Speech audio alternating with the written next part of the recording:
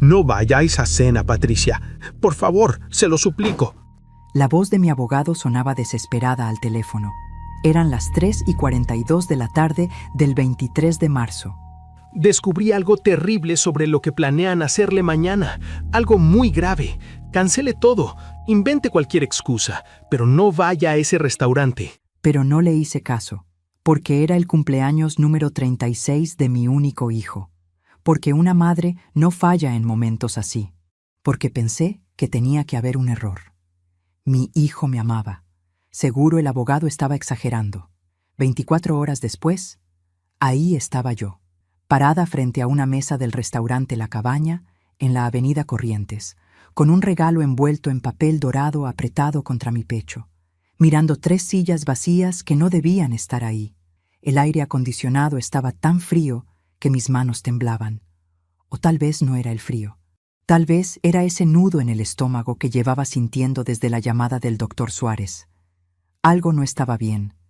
Lo sentía en los huesos. Mi hijo Sebastián estaba sentado al otro extremo de la mesa. Sonreía, pero era una sonrisa rara, una sonrisa que nunca le había visto antes. Vanessa, su esposa, estaba a su lado revisando su teléfono. Ninguno de los dos se levantó cuando llegué. Ninguno vino a abrazarme. «Hola, mamá», dijo Sebastián sin levantarse. «Llegas temprano, siéntate ahí». Señaló una silla frente a las 3 vacías. «¿Y esas sillas?», pregunté. «Pensé que éramos solo nosotros 3. Dijiste que era una cena familiar tranquila para tu cumpleaños». «Ah, sí, viene alguien más. Ya van a llegar». Su tono era casual, demasiado casual, como si estuviera hablando del clima. Me senté despacio. Las rodillas me dolían, la cadera operada todavía me molestaba cuando hacía frío. Puse el regalo sobre la mesa. Sebastián lo miró, pero no lo tocó. Vanessa ni siquiera levantó la vista del teléfono. El silencio era pesado, incómodo. Yo intenté romperlo. ¿Los chicos no vinieron?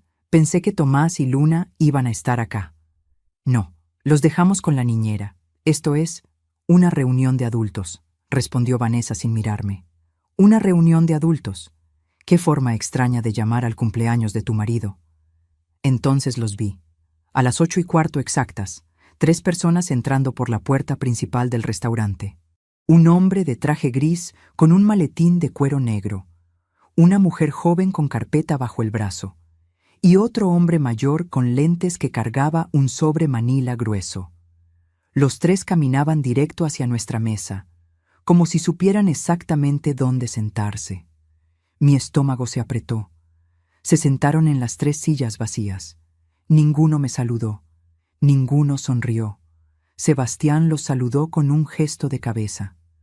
Vanessa guardó su teléfono y se enderezó en la silla.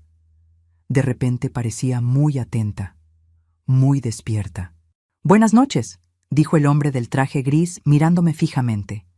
Sacó una tarjeta de su bolsillo y la deslizó sobre la mesa hacia mí.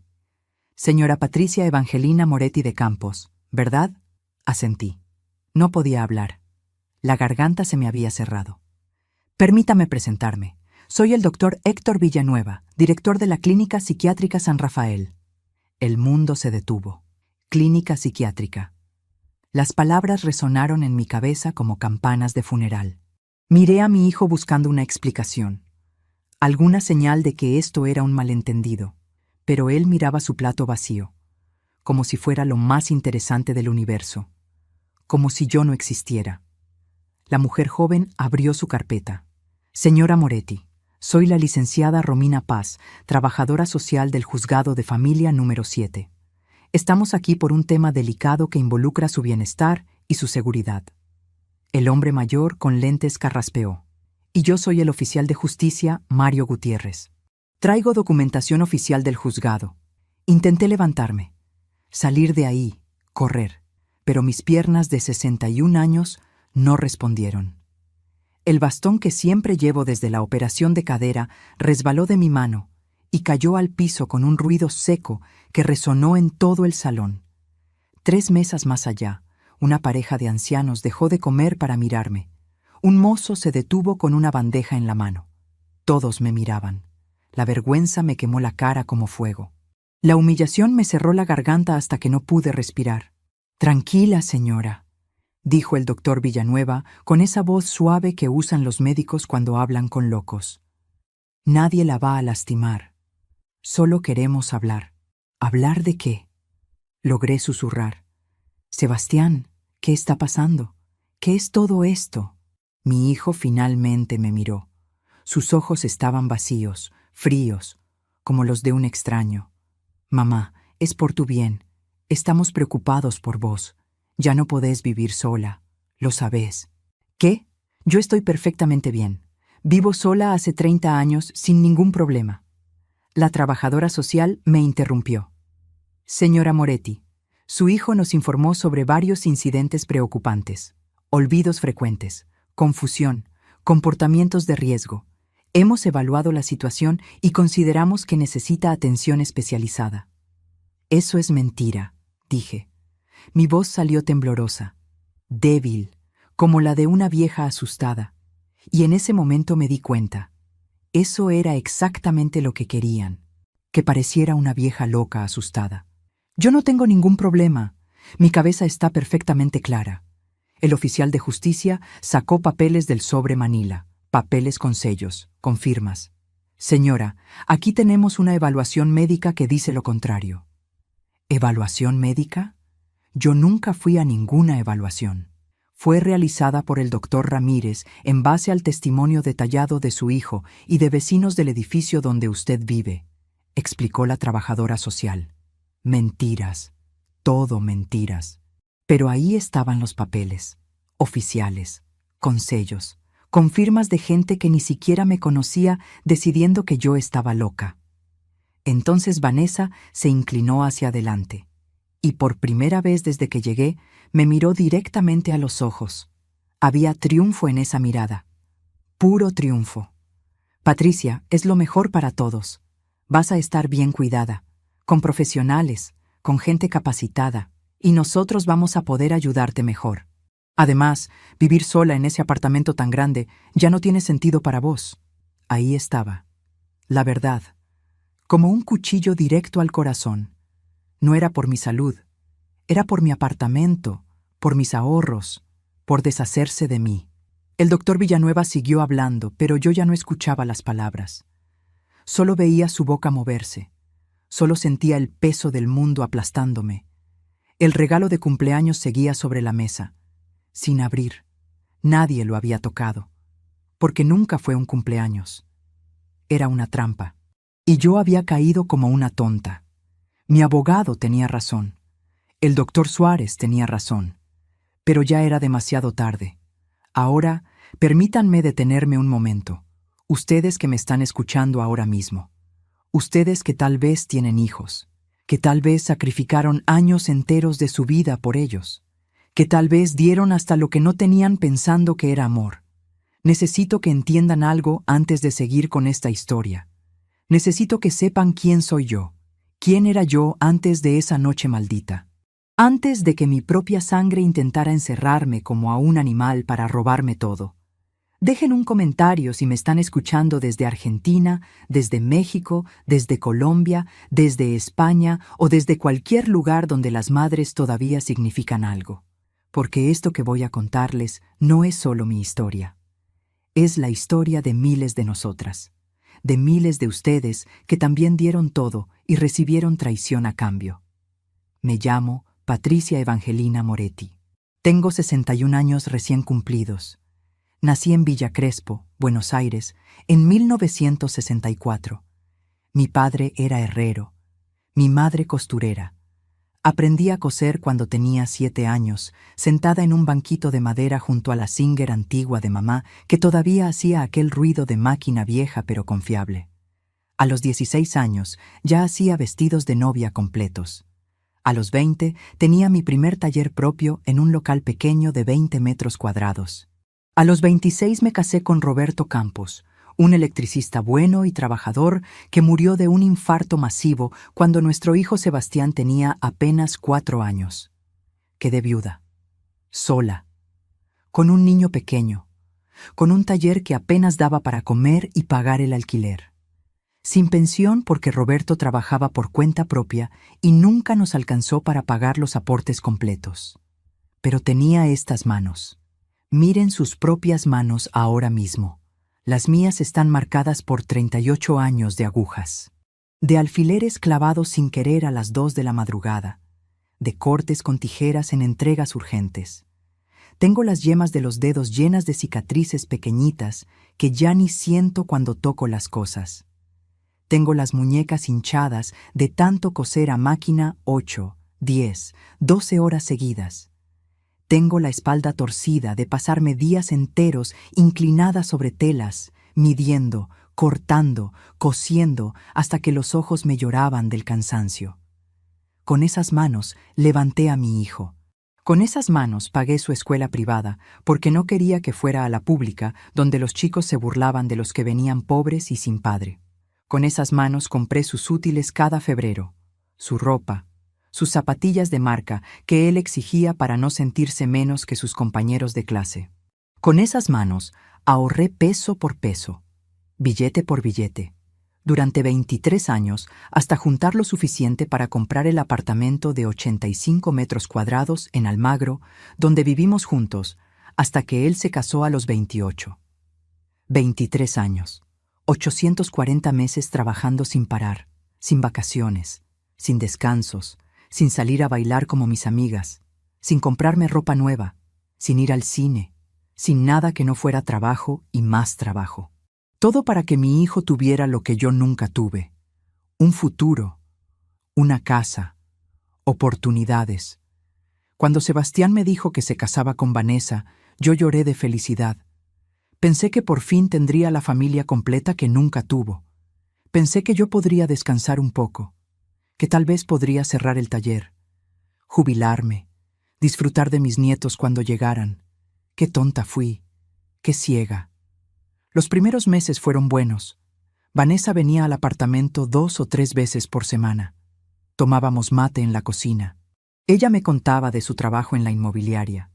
Parecía dulce, parecía educada, pero yo empecé a notar cosas, pequeñas cosas.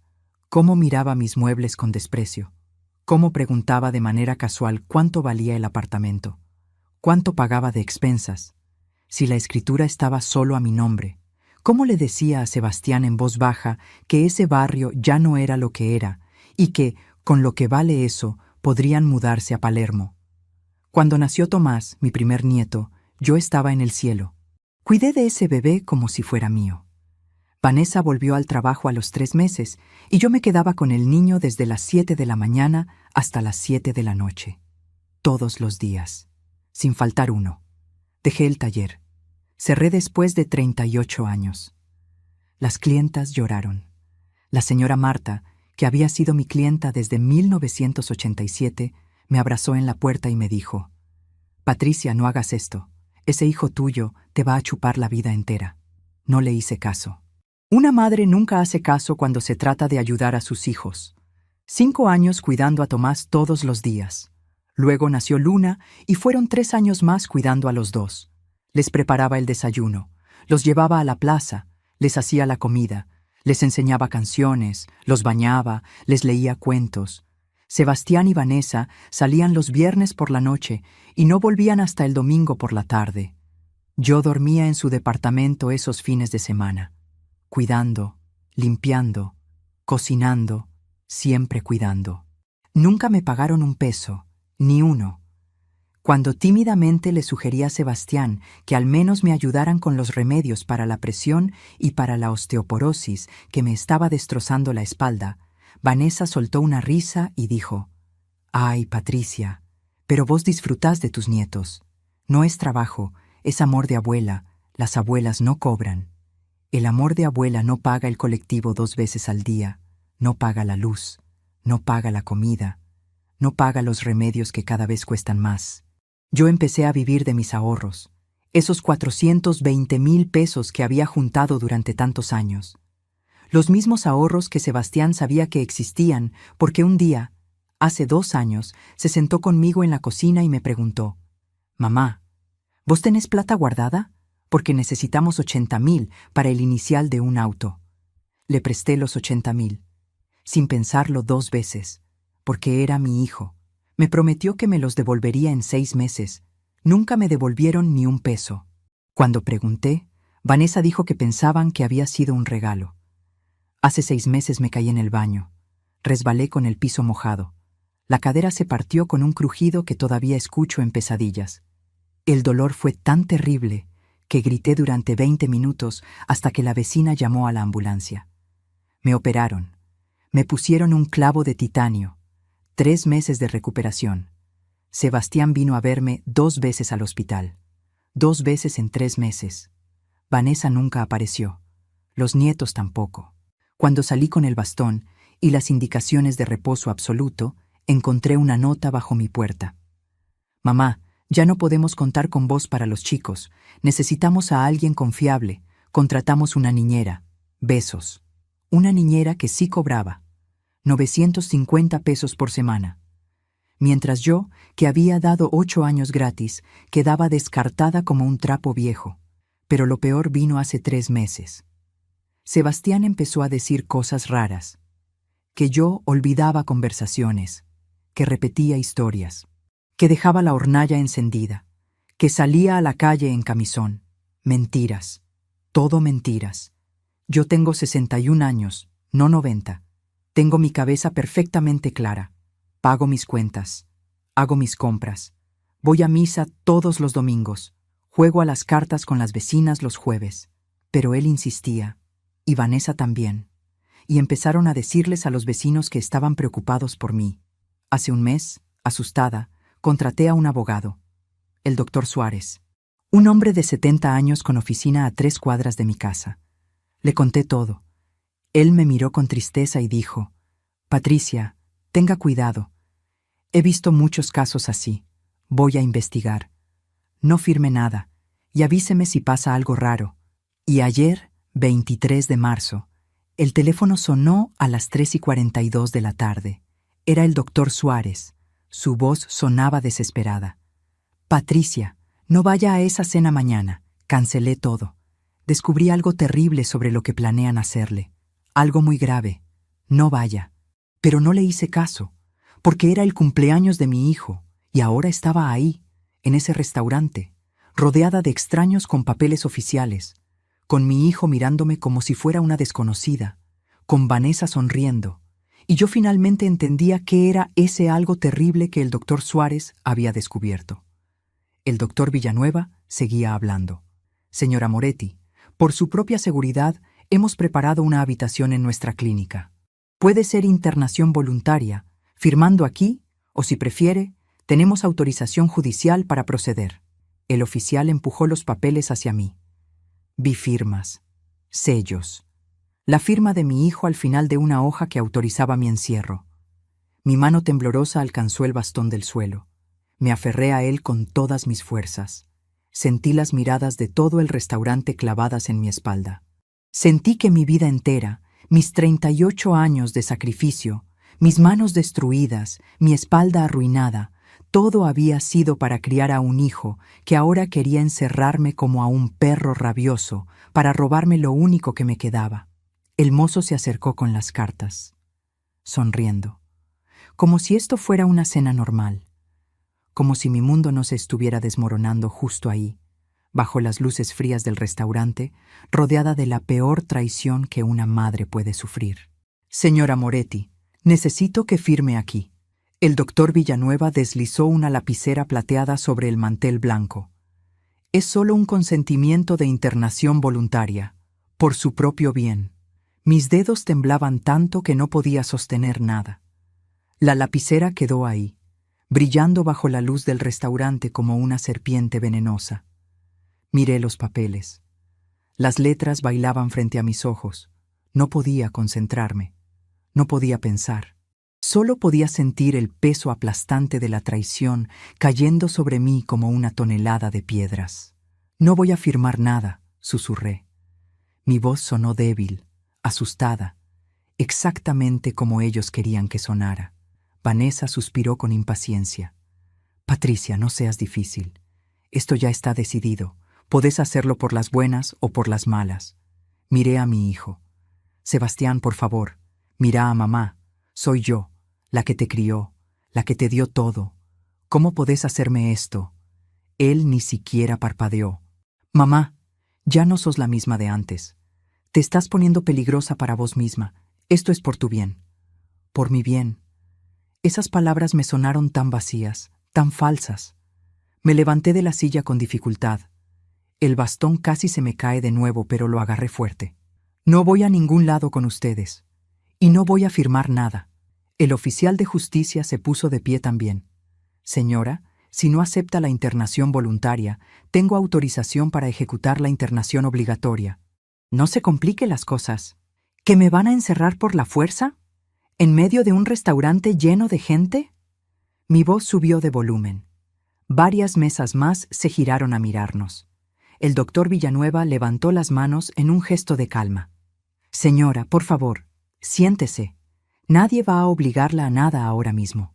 Pero debe entender que la situación es seria. Su hijo está muy preocupado. Podemos coordinar una evaluación en su domicilio mañana por la mañana. ¿Le parece más razonable? Era una trampa. Todo era una trampa. Pero necesitaba tiempo. Necesitaba salir de ahí. Necesitaba llamar al doctor Suárez. Está bien. Mañana. Pero ahora me voy a mi casa.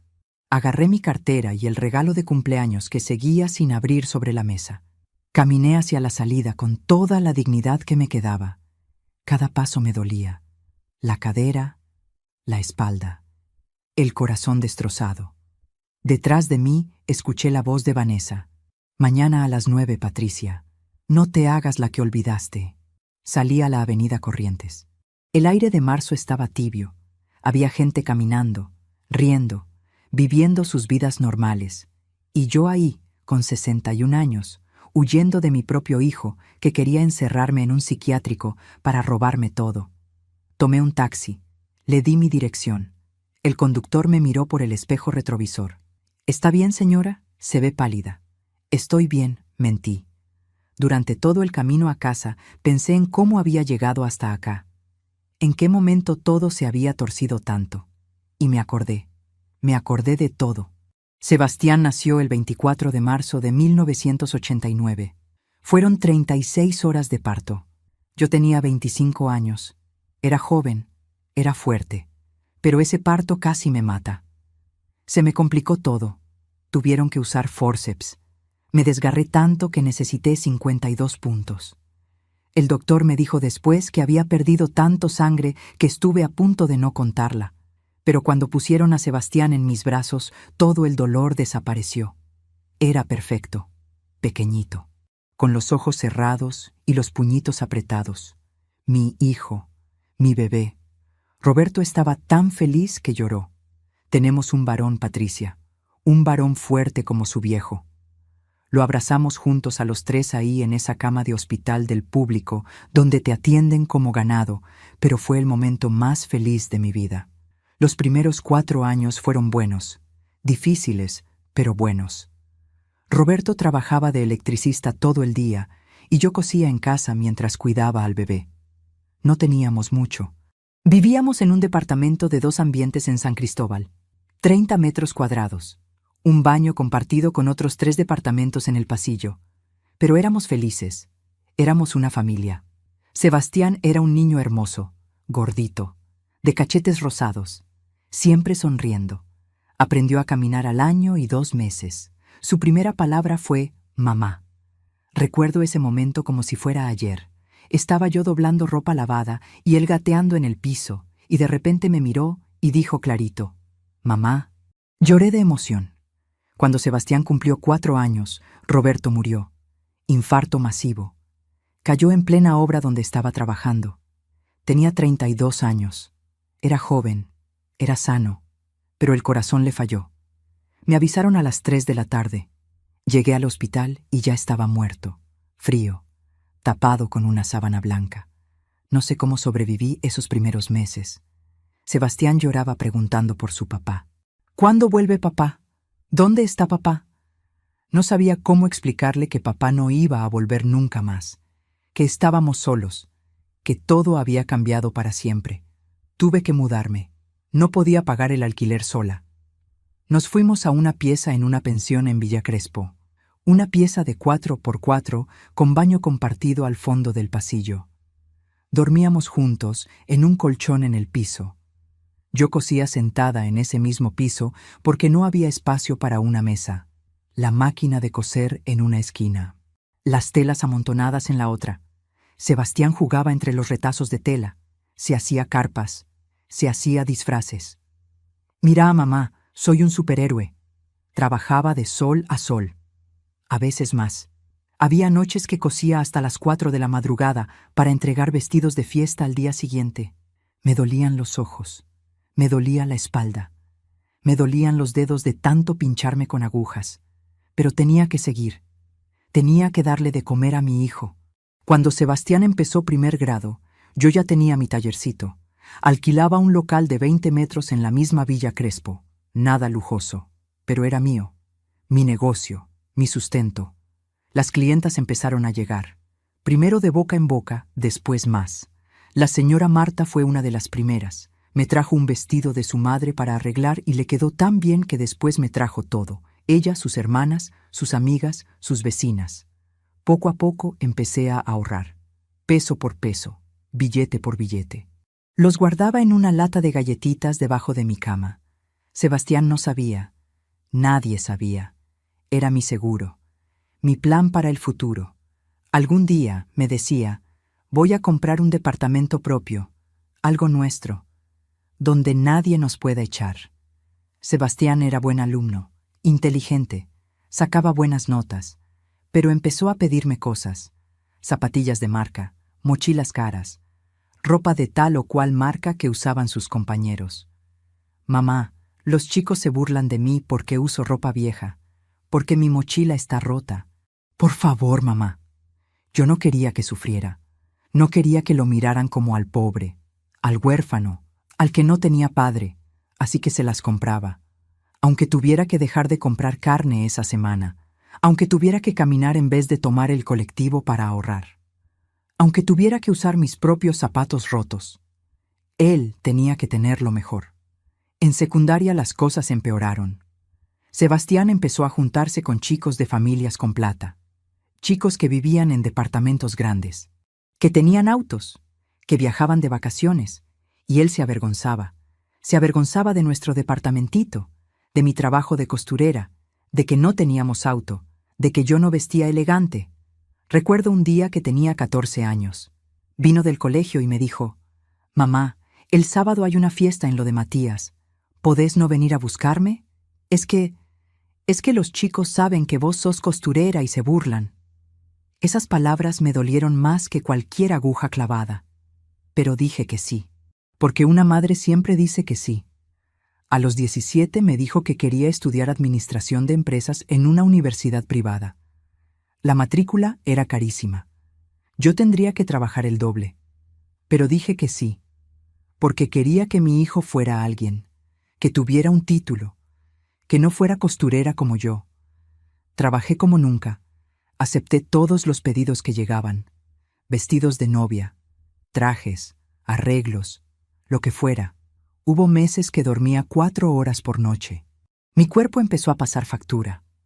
La espalda me dolía cada vez más. Las manos se me hinchaban. Las muñecas también. El médico me dijo que era principio de artritis por movimientos repetitivos. Me recetó pastillas. Me dijo que descansara. Pero no podía descansar. Tenía que pagar la Universidad de Sebastián. Él terminó la carrera a los 23. Se recibió. Yo fui a la ceremonia de graduación. Me senté en la última fila porque no quería que sus compañeros me vieran con mi ropa vieja y mi pelo canoso mal teñido. Lo vi recibir el diploma. Lo vi sonreír. Y pensé, valió la pena. Todo valió la pena. Pero las cosas no cambiaron. Sebastián consiguió trabajo en una empresa de marketing. Ganaba bien, pero nunca me ofreció ayuda. Nunca dijo, «Mamá, ahora yo te voy a ayudar a vos. Descansa un poco». Nada. Seguía viviendo conmigo en el departamento de Almagro, que finalmente había comprado después de 23 años de ahorro. Pero no pagaba nada. No compraba comida. No ayudaba con las expensas. Y yo no le decía nada. Porque una madre no cobra a sus hijos. Cuando conoció a Vanessa, yo pensé que iba a cambiar, que iba a madurar. Tenía 27 años, ella 24. Trabajaba en una inmobiliaria. Se vestía bien, hablaba bien.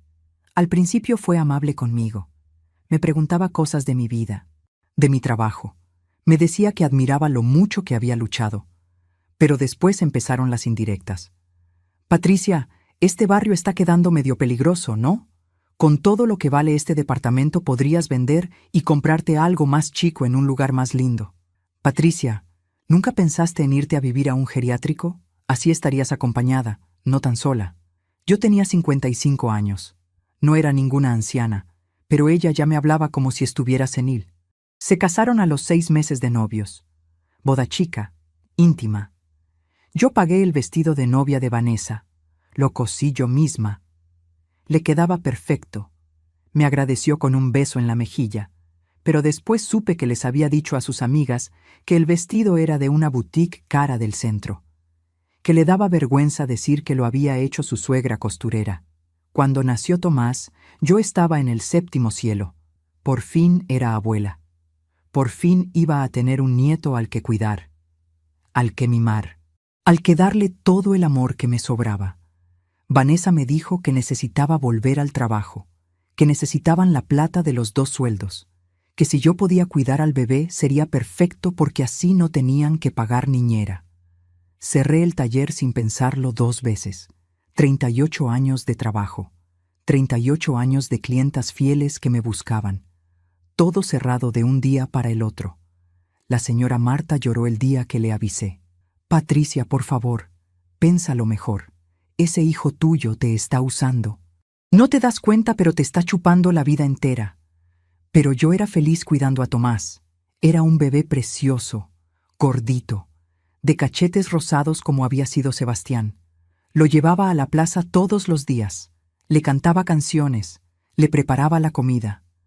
Le cambiaba los pañales, le daba el biberón. Todo. Vanessa llegaba a las 7 de la tarde, se duchaba, cenaba y se iba a dormir. No jugaba con el bebé, no lo bañaba, nada. Yo hacía todo, y los fines de semana se iban.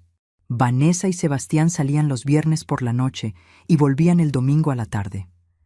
Yo me quedaba en su departamento cuidando a Tomás, durmiendo en el sillón porque no tenían cuarto de huéspedes, limpiando la casa, lavando la ropa de ellos, cocinando. Una vez Sebastián me dijo: «Mamá, sos la mejor abuela del mundo. No sé qué haríamos sin vos». Esas palabras me llenaban el corazón.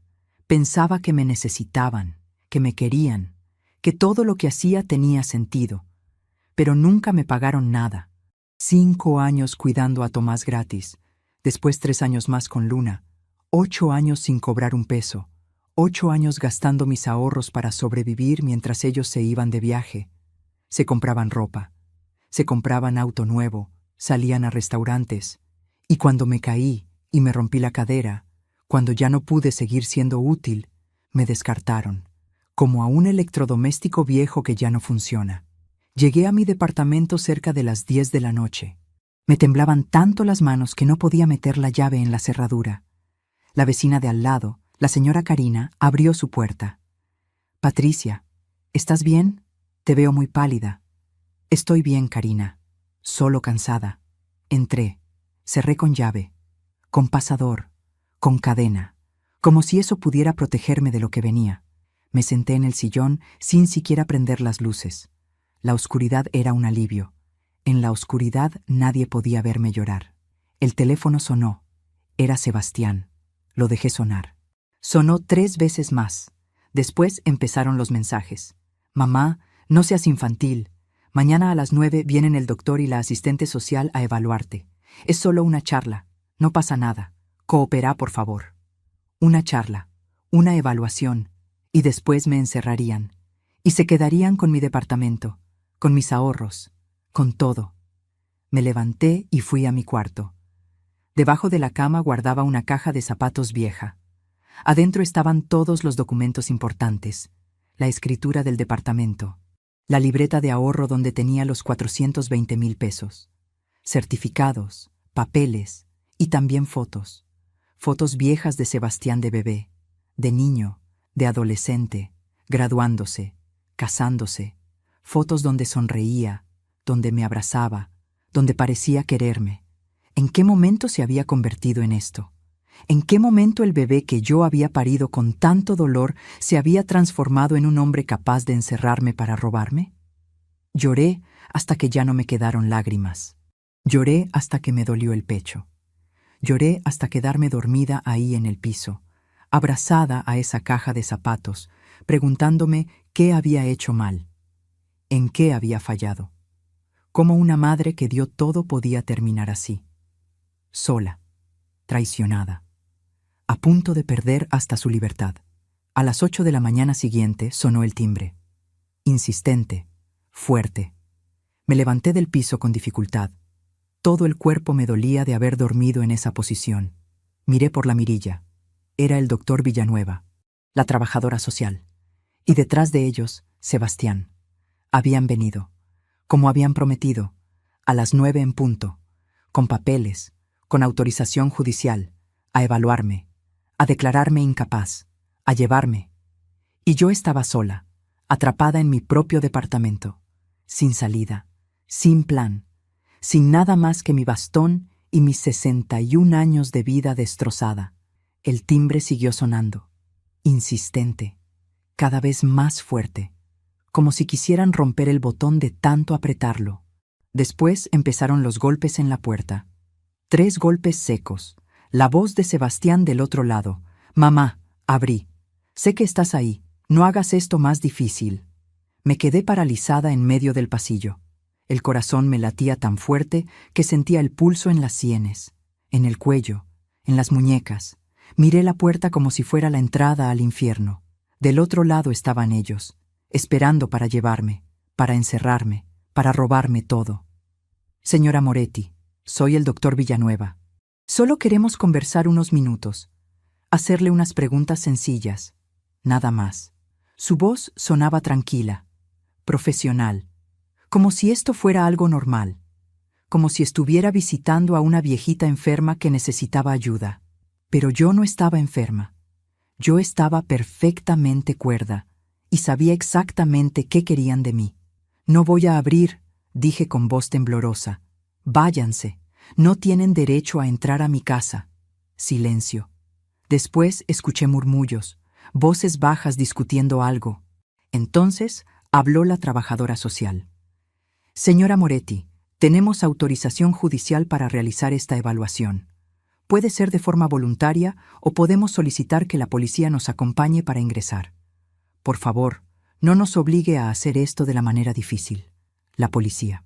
Iban a traer a la policía. Iban a romper mi puerta. Iban a arrastrarme como a una criminal, como a una loca peligrosa. Y los vecinos iban a ver todo. El edificio entero iba a enterarse. La vergüenza. La humillación total. Me senté en el piso del pasillo. Las piernas no me sostenían más. Sentí algo quebrarse dentro de mi pecho. No era el corazón. Era algo más profundo, más antiguo. Era la última esperanza de que mi hijo recapacitara, de que se diera cuenta de lo que estaba haciendo, de que el amor de madre significara algo para él. Pero no. Él estaba del otro lado de esa puerta, dispuesto a llamar a la policía contra su propia madre, dispuesto a verme arrastrada de mi casa, dispuesto a destruirme completamente con tal de quedarse con 85 metros cuadrados y 420,000 pesos. Los golpes continuaron, más fuertes. «Mamá, por favor, no seas terca, solo abrí la puerta. 5 minutos, nada más. 5 minutos. ¿Y después qué? Después me iban a hacer preguntas trampa para demostrar que estaba senil. Iban a torcer mis palabras, iban a escribir en sus papeles oficiales que yo estaba confundida, agresiva, paranoica, incapaz de cuidarme sola. Y con esos papeles me iban a encerrar». Me arrastré por el piso hasta el teléfono. Marqué el número del doctor Suárez con dedos temblorosos. Sonó una vez, 2, 3. «Por favor, atienda, por favor». «Doctor Suárez al habla». «Doctor, soy Patricia. Están en mi puerta. Vinieron con papeles. Dicen que van a traer a la policía si no abro». No sé qué hacer. Tengo miedo. Las palabras me salieron atropelladas, entre sollozos. Patricia, escúcheme bien. No abra esa puerta. ¿Me escucha? No abra. Yo voy para allá ahora mismo, y voy a llamar al juzgado. Esos papeles que tienen no son legales. No pueden internarla sin una evaluación real hecha por un médico forense designado por el juzgado. Lo que están haciendo es ilegal. Aguante, voy para allá. Colgó. Los golpes seguían, cada vez más fuertes. Escuché la voz de Sebastián más alta ahora. Mamá, te juro que si no abrís en un minuto, llamo a la policía. Te lo juro. Y en ese momento algo se rompió definitivamente dentro de mí. No fue gradual, fue de golpe, como cuando se rompe un vidrio. Un segundo está entero y al siguiente está hecho pedazos en el piso. Basta, hasta aquí. Me levanté del piso con esfuerzo. Agarré el bastón, caminé hasta la puerta, pero no para abrirla. Me quedé ahí parada del otro lado mirando la madera, respirando hondo. Y algo cambió en mi interior. El miedo empezó a transformarse en otra cosa, en rabia, en furia fría, en determinación absoluta. Yo había construido mi vida de la nada. Había sobrevivido a la muerte de mi marido. Había levantado un negocio con estas manos destruidas. Había comprado este departamento peso por peso durante 23 años. Había criado un hijo sola en medio de la pobreza y el dolor. Había sobrevivido a todo. Y no iba a dejar que ahora me quitaran lo único que me quedaba. No sin pelear. Sebastián, dije con voz firme, clara, sin temblor. Escúchame bien, porque te lo voy a decir una sola vez. No voy a abrir esta puerta. Y si traes a la policía, voy a gritar en todo el edificio que tu madre está siendo secuestrada por su propio hijo para robarle su casa. Voy a hacer tanto escándalo que todos los vecinos van a salir. Van a ver lo que estás haciendo. Van a ser testigos. ¿Querés eso? ¿Querés que todo el barrio sepa que sos capaz de encerrar a tu madre para quedarte con su departamento? Silencio del otro lado. Un silencio largo, pesado. Entonces escuché a Vanessa. Es inútil, está loca de verdad. Llama a la policía de una vez. Pero Sebastián no llamó, porque sabía que yo tenía razón. Sabía que si hacía un escándalo público, todo se iba a complicar. La policía iba a hacer preguntas, los vecinos iban a hablar, y su plan perfecto se iba a desmoronar. Esto no termina acá, mamá, dijo finalmente. Vamos a volver, con la policía, con quien haga falta. No podés quedarte ahí encerrada para siempre. Escuché pasos alejándose. El sonido del ascensor. Silencio. Me dejé caer contra la puerta. Temblaba de pies a cabeza. Pero ya no era de miedo. Era de adrenalina, de rabia contenida, de algo nuevo que estaba naciendo dentro de mí, algo frío, calculador, peligroso. Sebastián tenía razón en una cosa. Esto no terminaba acá. Pero no iba a terminar como él pensaba. No iba a terminar conmigo encerrada en un psiquiátrico mientras él festejaba en mi departamento. Me fui al cuarto, saqué la caja de zapatos de debajo de la cama. La escritura del departamento, la libreta de ahorro, todos los documentos. Los puse sobre la cama y los miré durante mucho tiempo. Esto era mi vida. 38 años de trabajo resumidos en papeles amarillentos y una libreta bancaria. ¿Qué era más importante? ¿Conservar estas paredes donde había vivido tantos años? ¿O conservar mi libertad, mi dignidad, mi derecho a decidir sobre mi propia vida? La respuesta era obvia. Cuando el doctor Suárez llegó media hora después, ya no encontró a la misma Patricia, asustada, que había llamado por teléfono. Encontró a una mujer de 61 años, sentada en su mesa de la cocina con todos sus documentos ordenados frente a ella. Una mujer con los ojos secos, con la mandíbula apretada, con una expresión que él no me había visto nunca. «Patricia, ¿está bien?» Llamé al juzgado. Como le dije, esos papeles no tienen validez. No pueden internarla sin... «Doctor», lo interrumpí. «Necesito que me ayude con algo. Algo urgente». Se sentó frente a mí. Me miró con atención. «Dígame, quiero vender el departamento. Rápido. Esta misma semana, si es posible. Y quiero transferir todos mis ahorros a una cuenta nueva que mi hijo no conozca. ¿Puede ayudarme con eso? Se quedó callado unos segundos. Después asintió despacio. Puedo. Pero Patricia, ¿está segura? Este es su hogar. Vivió acá muchos años. Su hijo nació acá prácticamente. ¿Está segura de que quiere hacer esto? Nunca estuve más segura de nada en mi vida. Y era verdad. Por primera vez en 61 años veía todo con claridad absoluta. Mi hijo no me amaba. Tal vez nunca me había amado. Solo me había usado. Me había exprimido como a un trapo hasta que ya no le servía. Y ahora quería descartarme y quedarse con lo poco que me quedaba. Pero yo no iba a permitirlo. No sin pelear. No sin darle una lección que nunca iba a olvidar. Está bien, dijo el doctor Suárez sacando una agenda. Conozco un escribano de confianza y una inmobiliaria seria que maneja ventas rápidas. No va a sacar el mejor precio, pero si necesita vender urgente, se puede. ¿Cuánto está pidiendo? Pensé rápido. El departamento valía alrededor de 850,000 pesos en el mercado normal. Pero yo necesitaba liquidez. Necesitaba cash rápido. Necesitaba poder moverme antes de que Sebastián se diera cuenta de lo que estaba haciendo. 700,000, pero en efectivo. Y cierro en una semana máximo. El doctor levantó las cejas. Va a perder 150,000 pesos. No me importa, los necesito ya, y necesito desaparecer antes de que él vuelva con más papeles, con más mentiras, con más gente. El doctor Suárez me miró durante mucho tiempo. Había algo parecido al respeto en sus ojos, o tal vez admiración. Está bien, Patricia, voy a hacer las llamadas. ¿Y después? ¿Qué va a hacer después de vender? ¿Tiene algún lugar a donde ir? La verdad era que no. No tenía familia, no tenía hermanos. Mis padres habían muerto hacía años. Mis amigas eran pocas y todas vivían en situaciones complicadas. No podía cargarles con mis problemas. Voy a irme, dije simplemente. Lejos, a otra ciudad, a otra provincia, no sé todavía, pero lejos de acá, donde él no pueda encontrarme, donde pueda vivir lo que me queda de vida en paz. Sonaba triste cuando lo decía en voz alta.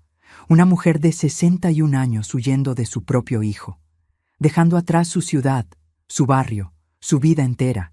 Pero no había otra opción. Si me quedaba, Sebastián iba a seguir intentando internarme. Iba a conseguir más papeles, más firmas, más mentiras, y eventualmente lo iba a lograr. Pero si desaparecía, si vendía todo y me iba sin dejar rastro, si le quitaba el premio antes de que pudiera ganarlo, entonces él iba a entender. Iba a entender que no podía pisotear a la gente impunemente, que las acciones tienen consecuencias, que una madre puede dar todo por amor, pero también puede quitar todo cuando ese amor es traicionado. El doctor Suárez se quedó toda la mañana conmigo. Hizo llamadas, habló con el escribano, habló con la inmobiliaria, habló con el banco para abrir una cuenta nueva a mi nombre. Todo en silencio, todo en secreto, como una operación clandestina. A las 2 de la tarde sonó su teléfono. Habló unos minutos y colgó. Patricia, tengo un comprador interesado. Es un inversor que compra propiedades al contado. Viene mañana a las 10 de la mañana a ver el departamento. Si le gusta, firma y paga en el momento. Cash. 700,000 en billetes. Sentí algo parecido al alivio, parecido a la esperanza. Perfecto. Ahora vamos al banco, a abrir esa cuenta nueva, y vamos a transferir todo lo que tiene, hoy mismo, antes de que su hijo pueda hacer algo. Salimos juntos del edificio. La señora Karina me vio y me saludó con la mano.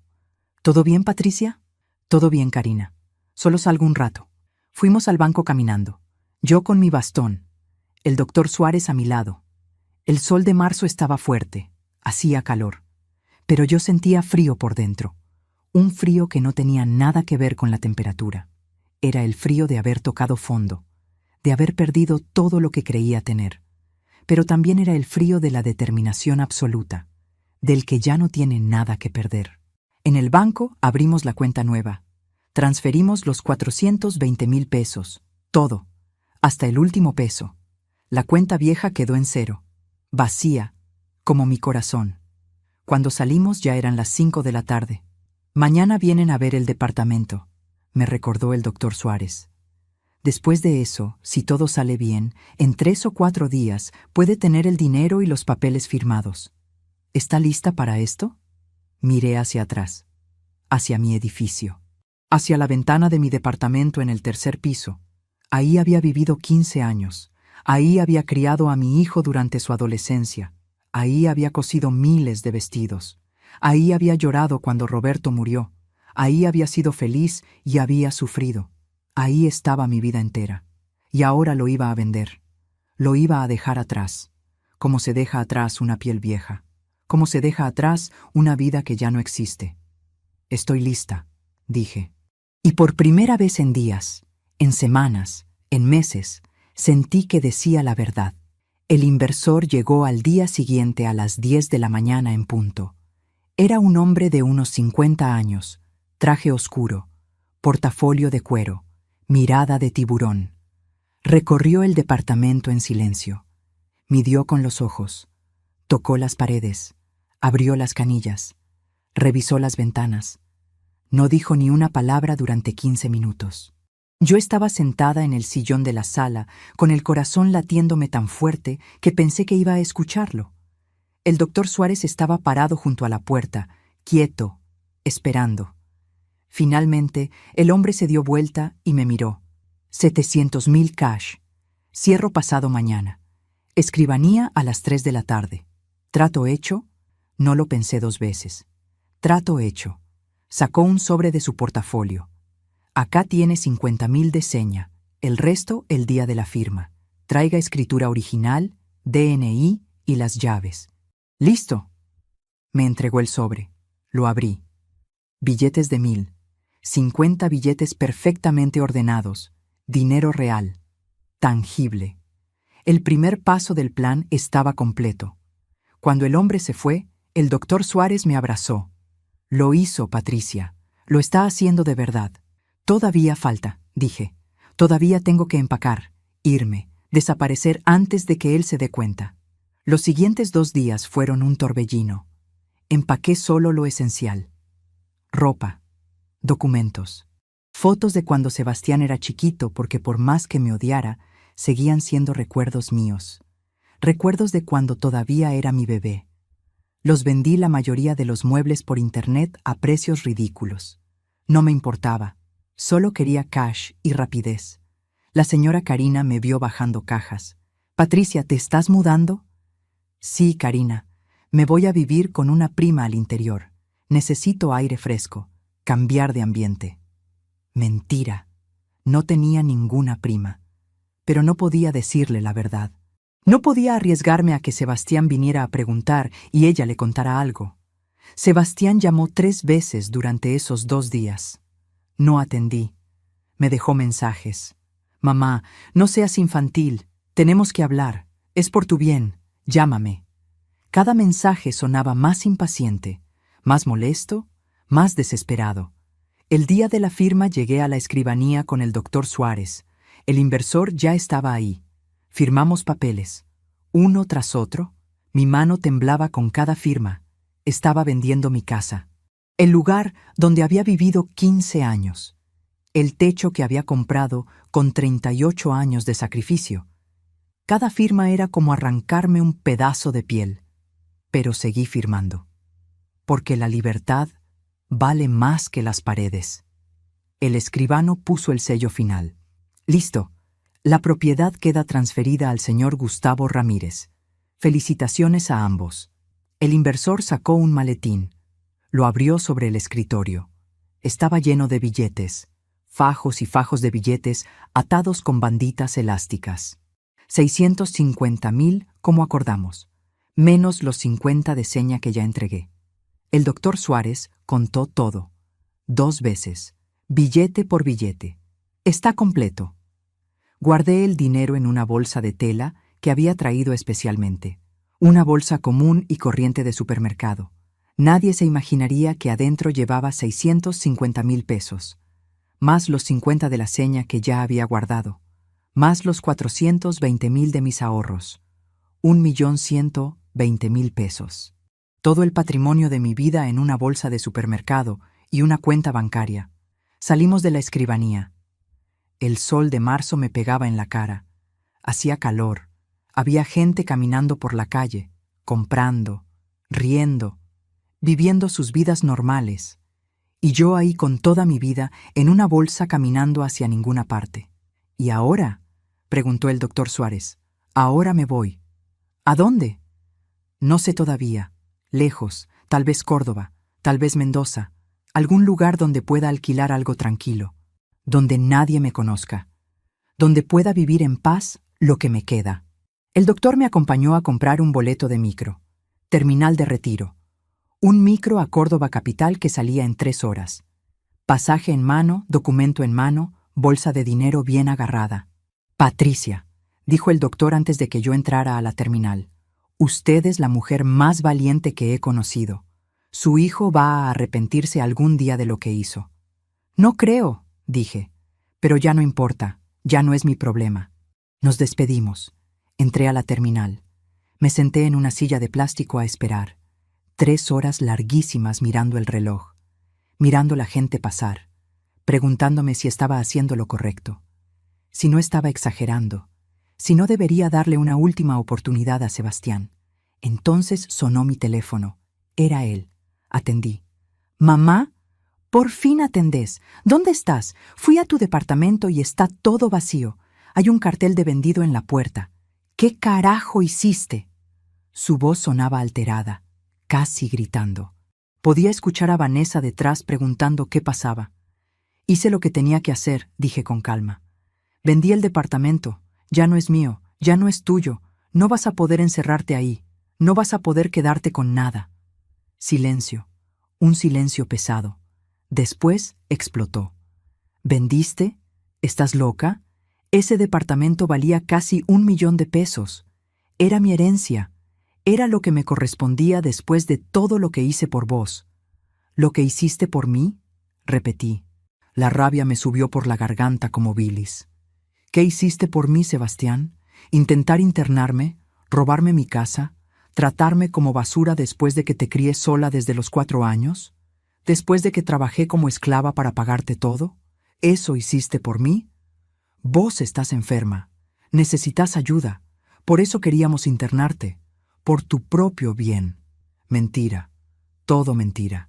Querían encerrarme para quedarse con el departamento, para robarme mis ahorros, lo sé. El abogado me contó todo. Los papeles falsos, el médico cómplice, todo. Escuché a Vanessa gritando de fondo. Decile que nos tiene que dar la mitad. Ese departamento era de los 2. Ella nos debe. ¿Escuchaste eso? Dije. ¿Escuchaste a tu esposa? Eso es lo que realmente les importa. No mi salud, no mi bienestar. Solo el dinero, solo lo que pueden sacarme. Mamá, no podés hacer esto. Ese dinero es de la familia. Tenés que darnos al menos la mitad. Es lo justo. Me reí. Una risa amarga que me salió de lo más profundo. ¿Lo justo? ¿Querés hablar de justicia? ¿Fue justo que cuidara a tus hijos 8 años gratis? ¿Fue justo que me prestaras 80,000 pesos y nunca me los devolvieras? ¿Fue justo que me descartaras cuando me rompí la cadera? ¿Fue justo que inventaras que estoy loca para encerrarme? Mamá, por favor, pensá en los chicos. Tomás y Luna necesitan cosas. Necesitamos ese dinero. Yo también necesitaba muchas cosas. Necesitaba un hijo que me cuidara en la vejez, que me respetara, que me amara. Pero no lo tengo, así que ahora cada uno por su lado. ¿Y a dónde pensás ir? ¿Qué vas a hacer sola a tu edad con toda esa plata? Te van a robar, te van a estafar. ¿No sabes manejarte? Me manejé sola desde los 30 años. Me manejé para criarte, para comprar un departamento, para sobrevivir a todo. Creo que voy a poder manejarme ahora también. Escuché ruidos, voces alteradas. Después Vanessa agarró el teléfono. Patricia, escúchame bien, vieja de mierda. Ese departamento nos correspondía a nosotros. Vos ya estás vieja, ya viviste tu vida. Nosotros tenemos hijos que mantener, tenemos gastos, tenés que devolvernos ese dinero. Es lo mínimo que podés hacer después de todo lo que hicimos por vos. ¿Todo lo que hicieron por mí? repetí. No hicieron nada por mí. Yo hice todo por ustedes. Y ahora se terminó. No van a ver un peso de ese dinero. Y no van a volver a verme nunca más. Te vamos a denunciar. Te vamos a buscar. No puedes escaparte así. Te vamos a encontrar. Inténtenlo, dije. Y colgué. Las manos me temblaban. El corazón me latía desbocado. Pero también sentía algo parecido a la liberación. Como cuando te sacas una mochila pesadísima que llevabas en la espalda durante años. Apagué el teléfono. Lo saqué de la batería. Lo tiré en un tacho de basura de la terminal. Ya no lo necesitaba. Era parte de mi vida anterior. De la Patricia que se dejaba pisotear. De la madre que daba todo sin recibir nada. Esa Patricia había muerto en aquel restaurante. Esta era nueva. Esta era otra. 2 horas después, estaba sentada en el micro rumbo a Córdoba, asiento junto a la ventana, la bolsa con el dinero bien agarrada en mi regazo. Miraba Buenos Aires alejarse por el espejo retrovisor, las luces, los edificios, todo lo que había conocido durante 61 años quedándose atrás. No lloré. Pensé que iba a llorar, pero no salieron lágrimas. Solo un vacío enorme en el pecho. Y una pregunta que me martillaba la cabeza. ¿Qué madre tiene que huir de su propio hijo?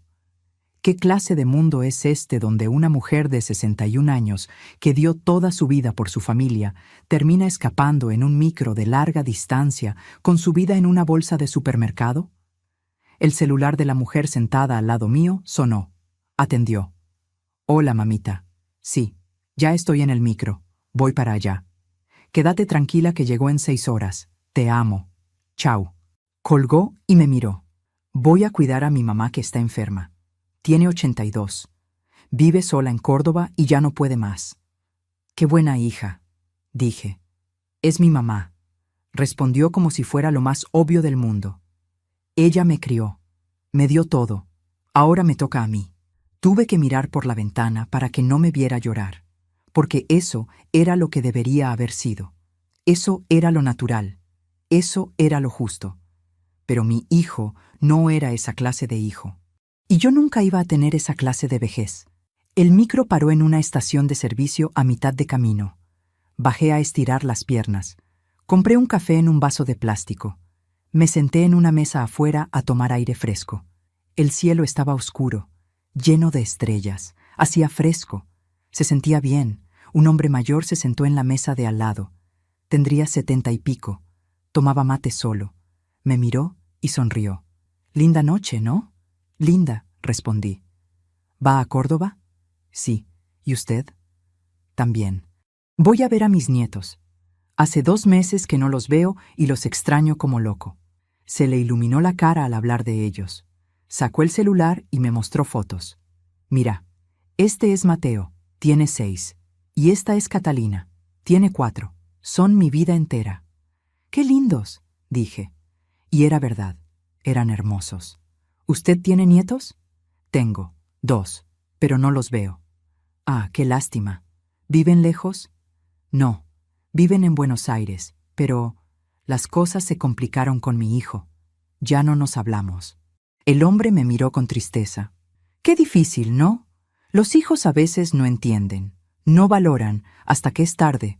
Pero bueno, usted hizo lo que pudo. El resto no es su responsabilidad. Esas palabras me pegaron fuerte. Usted hizo lo que pudo. Había hecho lo que pude. Había dado todo. Absolutamente todo. Y si no había sido suficiente, si mi hijo había salido así, no era mi culpa. No podía cargar con esa culpa el resto de mi vida. Volvimos al micro. Las últimas 3 horas del viaje las pasé durmiendo. Soñé con Sebastián chiquito, con sus cachetes rosados, con sus manitos agarrándose de mi dedo, con su risa. Desperté con lágrimas en la cara.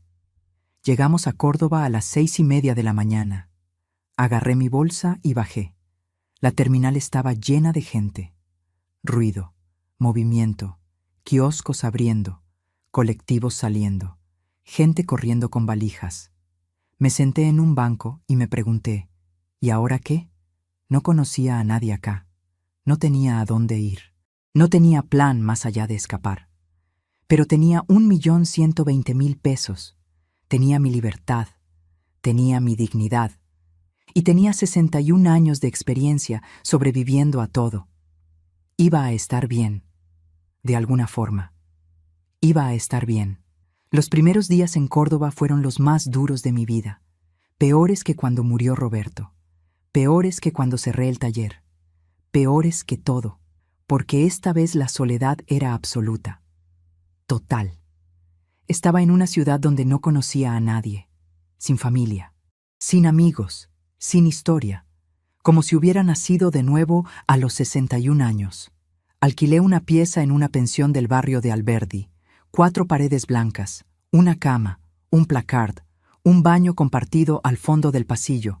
Me recordó a la primera pieza donde había vivido con Sebastián después de que murió Roberto. La misma pobreza, la misma soledad, como si hubiera vuelto al principio después de dar toda la vuelta. Pero esta vez era diferente. Esta vez tenía dinero. Esta vez tenía opciones. Esta vez huía para salvarme, no por necesidad. La primera semana casi no salí de la pieza. Me quedaba acostada mirando el techo, pensando, llorando a veces, preguntándome si había hecho lo correcto, si no había sido muy dura, si debería haberle dado una oportunidad más a Sebastián. Pero después me acordaba de esa mesa en el restaurante, de las 3 personas con papeles para encerrarme, de los ojos vacíos de mi hijo, de la sonrisa de triunfo de Vanessa, y la duda se me pasaba. La dueña de la pensión era una mujer de unos 65 años. Se llamaba Estela, una cordobesa de pura cepa, gorda, simpática, de esas que te hablan como si te conocieran de toda la vida. Un día tocó la puerta de mi pieza. «Nena, ¿estás bien? Hace una semana que no te veo salir casi. ¿Comiste algo?» «Estoy bien, Estela, solo cansada». «Cansada las pelotas. Vení, baja a comer algo. Te hice guiso».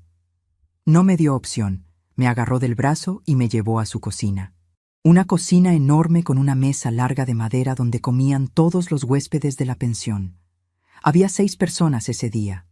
Un estudiante de 20 años, 2 trabajadores de la construcción, una enfermera, una maestra jubilada, y yo. Estela sirvió el guiso, humeante. Olía tan bien que se me hizo agua a la boca. Hacía días que comía solo galletitas y té en mi pieza. «Comé, nena, estás en los huesos». Comí, y mientras comía, ellos hablaban, reían, contaban chistes, se cargaban unos a otros. Y yo me sentí invisible, como un fantasma sentado en esa mesa. Alguien que existía, pero que nadie veía realmente. Entonces, la maestra jubilada me miró. «Vos sos nueva, ¿no? ¿De dónde venís?» «De Buenos Aires». «Ah, porteña. ¿Y qué te trae por Córdoba?» No supe qué decir. No podía contar la verdad. Era demasiado vergonzosa, demasiado dolorosa. Vine a cambiar de aire, a empezar de nuevo. «A tu edad empezar de nuevo es de valientes», dijo la maestra. «Yo me jubilé hace 2 años y no me animé a cambiar nada. Sigo viviendo en la misma casa de siempre, con la misma rutina de siempre. Vos sos más corajuda que yo». ¿Corajuda? No me sentía corajuda. Me sentía rota, asustada, perdida. Pero había algo en las palabras de esa mujer que me tocó. Empezar de nuevo es de valientes. Tal vez tenía razón. Tal vez huir no era cobardía. Tal vez era valentía. Valentía de dejarlo todo atrás para salvarte a vos misma. Esa noche dormí un poco mejor. Al día siguiente salí a caminar por el barrio. Alberdi era un barrio viejo, de casas bajas, de calles angostas, de veredas rotas. Había almacenes en las esquinas, panaderías, carnicerías, gente sentada tomando mate en las puertas de sus casas. Se parecía un poco a Villa Crespo, a mi barrio de la infancia. Me hizo sentir algo parecido a la nostalgia. Entré a un almacén. Compré algunas cosas básicas: fideos, arroz, lata de tomate, galletitas. La señora de la caja me miró y sonrió. «¿Sos nueva en el barrio?» «Sí, recién llegué hace una semana». «Bienvenida. Acá somos todos medio familia. Si necesitas algo, avisa nomás». Esa noche cociné en la cocina compartida de la pensión. Solo unos fideos con manteca, nada especial. Pero mientras revolvía la olla, me acordé de cuando cocinaba para Sebastián de chiquito, de cuando me esperaba sentado en la mesa con las piernas colgando porque todavía no llegaba al piso, de cuando me decía: «Mamá, sos la mejor cocinera del mundo, aunque solo le hiciera fideos con manteca». ¿En qué momento ese niño se había transformado en el hombre que quería encerrarme? Pasaron las semanas. Empecé a salir más, a caminar por el parque, a tomar sol en las plazas. Compré un teléfono nuevo con chip nuevo, un número que nadie conocía. Solo el doctor Suárez lo tenía por las dudas, pero no lo usaba casi. No tenía a quién llamar. Un día, caminando por el centro, vi un local de telas.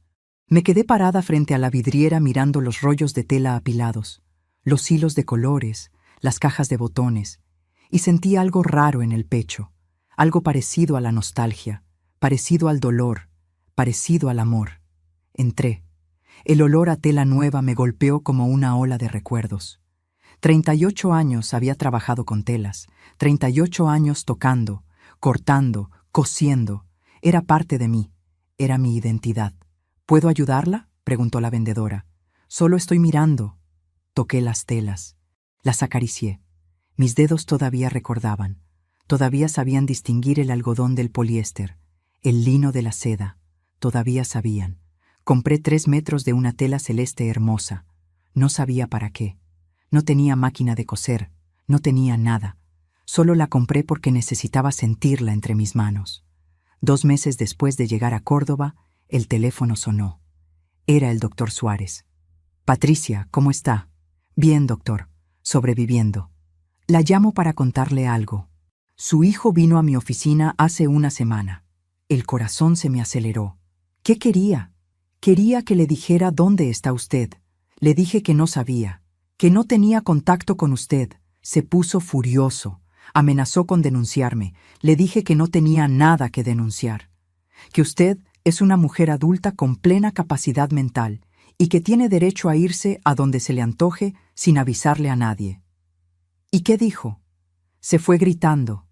Pero Patricia, hay algo más. Hablé con la señora Karina, su vecina del edificio. Me contó que Sebastián y Vanessa están teniendo problemas económicos serios. Al parecer, habían sacado un préstamo enorme contando con que iban a heredar su departamento. Pensaban venderlo y saldar deudas. Ahora se quedaron sin nada. Perdieron el auto. Tuvieron que mudar a los chicos a una escuela pública. Vanessa renunció a la inmobiliaria porque no le alcanzaba para pagar la niñera y dejó de trabajar. Sebastián está desesperado buscándola. Debería haberme sentido mal, debería haber sentido culpa, pero no sentí nada, solo un vacío. Es su problema, doctor. Ellos hicieron su cama, ahora que duerman en ella. Tiene razón, solo quería que supiera, y quería saber cómo está usted, si necesita algo. Estoy bien. Gracias por todo, doctor. De verdad. Colgué. Me quedé sentada en la cama de la pensión procesando la información. Sebastián estaba en problemas. Sebastián estaba sufriendo las consecuencias. Y yo no sentía nada. Ni lástima, ni satisfacción, ni culpa. Solo un enorme vacío donde antes había estado el amor de madre. 3 meses después de llegar a Córdoba, encontré un departamentito chiquito para alquilar. Un monoambiente en el barrio de Nueva Córdoba. 35 metros. Pero tenía cocina propia, baño propio, ventana grande con luz. Y era mío, solo mío. Me mudé con mis 2 valijas. Compré algunos muebles usados, una cama, una mesa, 2 sillas. No necesitaba más. Estela lloró cuando me fui de la pensión. Te voy a extrañar, nena. Vení a visitarme. Voy a venir, Estela. Te prometo. En el nuevo departamento empecé a vivir de verdad. Ya no solo a sobrevivir. Compré una máquina de coser usada. No porque necesitara trabajar. Solo porque la extrañaba. Porque coser era parte de mí. Cosí cortinas para mi ventana. Cosí un mantel para mi mesa. Cosí porque me hacía feliz. La vecina de al lado era una mujer de 50 y tantos. Mercedes, divorciada. Trabajaba de secretaria en un hospital. Un día me tocó la puerta. «Hola, soy tu vecina. Te traje unas facturas de bienvenida». Tomamos mate juntas, hablamos durante horas, le conté una versión editada de mi historia. Le dije que había enviudado joven, que había trabajado toda mi vida, que me había mudado a Córdoba para empezar de nuevo. No le conté lo de Sebastián. Era demasiado vergonzoso, demasiado doloroso. Mercedes me presentó a sus amigas, 4 mujeres de entre 50 y 60 años, todas con historias difíciles. Divorcios, viudeces, hijos problemáticos, problemas económicos, pero todas sobrevivientes, todas fuertes, todas adelante. Empezamos a juntarnos los jueves a la tarde a tomar mate y jugar a las cartas, como había hecho en Buenos Aires con mis vecinas. Pero estas mujeres eran diferentes. Estas mujeres no me preguntaban por mi familia, no me preguntaban por mi hijo, respetaban mi silencio, respetaban mi dolor. Un día Mercedes me dijo: Patricia, a vos te pasó algo muy jodido con tu familia, ¿no? No hace falta que me cuentes si no querés, pero quiero que sepas que acá tenés otra familia. Nosotras somos tu familia ahora. Lloré. Lloré tanto que me dolió el pecho, porque era verdad. Esta mujer que conocía hacía 3 meses me trataba mejor que mi propio hijo. Me cuidaba más, me respetaba más. 6 meses después de llegar a Córdoba, en una tarde de septiembre, estaba cosiendo en mi departamento cuando sonó el teléfono. Era el doctor Suárez de nuevo. Patricia, tengo noticias. Sebastián abandonó la búsqueda. Karina me contó que se mudaron a un departamento mucho más chico, que Vanessa lo culpa a él por haber perdido su departamento, que pelean todo el tiempo, que los chicos preguntan por usted, pero él les dice que está muerta, que les mintió diciéndoles que falleció.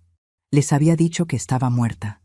A sus propios hijos, a mis nietos, les había robado su abuela para no tener que explicar lo que había hecho. «¿Patricia? ¿Está ahí?» «Estoy», susurré. «Gracias por avisarme, doctor». Esa noche me senté en mi balconcito a tomar té. Miraba las luces de Córdoba brillando en la noche. Escuchaba los ruidos de la ciudad, los autos, las voces, la vida pasando. Y entendí algo. Estaba muerta para ellos, pero estaba viva para mí.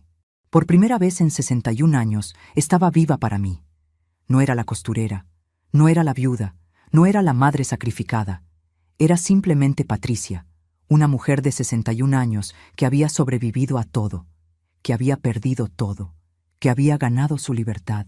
Agarré la taza de té con mis 2 manos, las mismas manos marcadas por 38 años de agujas, las mismas manos que habían criado un hijo ingrato, las mismas manos que habían firmado la venta de mi departamento, las mismas manos que ahora sostenían esta taza en un balcón de Córdoba, viendo una vida nueva, que todavía no sabía cómo sería, pero que era mía, solo mía.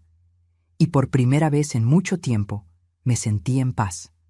Hoy, hace 2 años y 4 meses que llegué a Córdoba. Es 22 de julio del 2027. Afuera hace frío. Es invierno, pero adentro de mi departamentito hace calor. Tengo la estufa prendida, una manta sobre las piernas, una taza de té caliente en las manos. Y por la ventana entra un sol de invierno hermoso que me calienta la cara. Cumplí 63 años el mes pasado. Mercedes y las chicas me hicieron una fiesta sorpresa. Torta, velas, regalos, risas, abrazos. Gente que me quiere de verdad sin esperar nada a cambio. Sin segundas intenciones, sin cálculos de herencias ni departamentos. Mi vida acá es simple, tranquila. Me levanto cuando quiero, desayuno despacio, salgo a caminar por el parque, vuelvo, coso un rato, no por trabajo. Solo porque me gusta, porque me relaja, porque es parte de mí. A veces las vecinas me traen cosas para arreglar. Un pantalón, una pollera, un vestido. Les cobro muy poco. No lo hago por el dinero, lo hago por la compañía, por sentirme útil. Los jueves seguimos juntándonos a tomar mate y jugar a las cartas. Los domingos voy a misa en la iglesia del barrio. Conocí a un grupo de gente mayor que se junta después a tomar café. Hablo, río, comparto, vivo. Todavía tengo la mayor parte del dinero de la venta. 900,000 pesos invertidos en un plazo fijo que me da intereses todos los meses. Con eso y lo poquito que gano cosiendo, vivo bien. tranquila, sin lujos pero sin apuros. Alquilo este departamentito, pago mis cuentas, como bien, me compro ropa cuando necesito, me doy algunos gustos. El mes pasado fui con Mercedes y las chicas a pasar un fin de semana en las sierras. La primera vez en mi vida que hago un viaje de placer, de verdadero placer, sin cocinar para nadie, sin limpiar para nadie, sin cuidar a nadie, solo disfrutar. Hace 6 meses el doctor Suárez me llamó por última vez. Patricia, tengo algo que contarle, pero no sé si quiere saberlo. Cuénteme, doctor. Sebastián y Vanessa se separaron. Él se fue del departamento. Vive en una pensión en Flores. Trabaja de vendedor ambulante en trenes. Vanessa se quedó con los chicos en un departamento chiquito que le paga el padre. Los chicos están grandes. Tomás tiene 10, Luna 7. Karina me dijo que Sebastián preguntó por usted otra vez, que quiere saber cómo encontrarla, que dice que se arrepiente. El corazón me dio un vuelco. ¿Que se arrepiente? Eso dijo. Pero Patricia, tenga cuidado. Puede ser verdad o puede ser que solo necesite plata. Usted lo conoce mejor que nadie. Yo no le di ninguna información. Solo le dije que estaba bien, que rehacía su vida lejos, nada más. ¿Y él qué dijo? Lloró. Dijo que había arruinado todo, que había perdido a la única persona que realmente lo amó, que era un desagradecido, un hijo de puta. Esas fueron sus palabras. Me quedé callada mucho rato, procesando, sintiendo. Doctor, ¿usted cree que es sincero? No sé, Patricia. La gente cambia cuando pierde todo. A veces para bien, a veces solo porque necesitan algo. Solo usted puede decidir si quiere darle una oportunidad o no. Esa noche no dormí. Estuve dando vueltas en la cama pensando. Sebastián llorando. Sebastián arrepentido. Sebastián diciendo que había arruinado todo. ¿Era verdad? ¿O solo era manipulación? ¿Necesitaba dinero y por eso me buscaba? Pero después me acordé.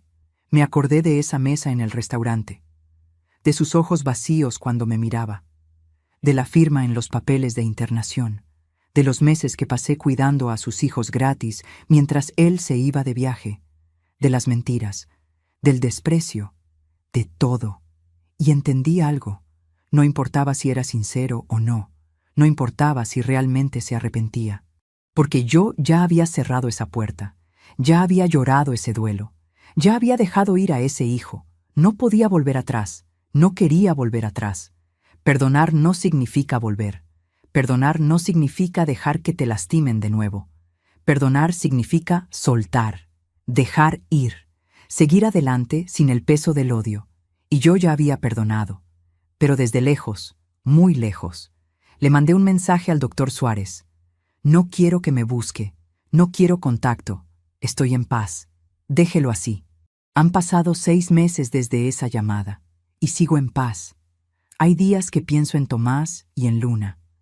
En mis nietos que crecen sin mí, que me creen muerta.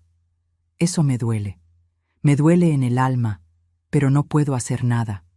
Su padre decidió mentirles. Su padre decidió robarles su abuela. Esa es su responsabilidad, no la mía. Esta mañana estaba cosiendo una blusa para Mercedes cuando la radio puso una canción vieja. Una de esas que escuchaba cuando era joven, cuando Roberto estaba vivo, cuando Sebastián era bebé. Y me puse a llorar. No de tristeza, de nostalgia. De esa nostalgia dulce que te hace acordar que tuviste cosas lindas también, que no todo fue malo, que hubo momentos felices en medio del dolor. Y me acordé de Sebastián de bebé, de sus cachetes rosados, de su risa, de cuando me decía mamá por primera vez. Ese bebé era inocente. Ese bebé me amaba de verdad. El hombre en que se convirtió es otra cosa, otra persona. Y puedo amar el recuerdo de ese bebé y odiar lo que hizo el hombre. Las dos cosas pueden ser verdad al mismo tiempo. Mercedes tocó la puerta a la tarde. Patricia, vení, vamos a tomar mate al parque, hace lindo. Fuimos. Nos sentamos en un banco, tomamos mate, hablamos de la vida, de los hijos. Ella también tiene problemas con su hija. No me habla hace 3 años porque se enojó porque Mercedes no le prestó plata para un auto nuevo. ¿Sabes qué es lo peor?, me dijo Mercedes.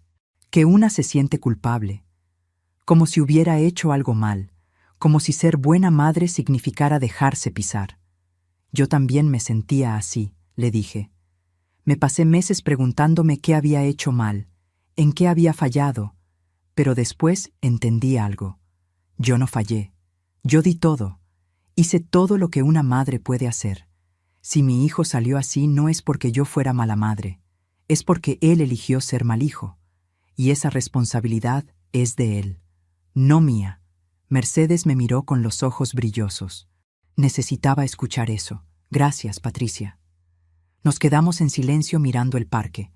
Había chicos jugando, madres empujando carritos, viejos caminando despacio, la vida pasando, y nosotras ahí, dos mujeres mayores que habían sobrevivido a todo, que habían perdido hijos pero ganado libertad, que habían aprendido tarde pero habían aprendido. Cuando volví al departamento, me senté en mi balconcito, agarré mi taza de té y me puse a pensar en todo el camino recorrido. 2 años y 4 meses desde aquella noche horrible en el restaurante. 2 años y 4 meses desde que mi vida explotó. 2 años y 4 meses reconstruyéndome pedazo por pedazo. ¿Fue fácil? No. Hubo noches llorando. Hubo días sin ganas de levantarme. Hubo momentos de soledad tan profunda que pensé que me iba a morir de tristeza. Pero seguí, porque no tenía otra opción, porque rendirse era dejarle ganar. Era validar todo lo que había hecho, y yo no iba a hacer eso. ¿Me arrepiento? Tampoco. Porque recuperé algo que había perdido hace mucho tiempo. Recuperé mi dignidad, mi derecho a decidir sobre mi vida, mi derecho a decir basta, mi derecho a poner límites. Y eso no tiene precio. Ahora quiero hablarles a ustedes que me escucharon durante todo este tiempo, a ustedes que tal vez están pasando por algo parecido, tal vez tienen hijos que los tratan mal, que los usan, que los desprecian, que solo los buscan cuando necesitan algo. Tal vez tienen familias que no los valoran, que no los respetan, que los hacen sentir como una carga. Quiero que sepan algo. Ustedes no son una carga.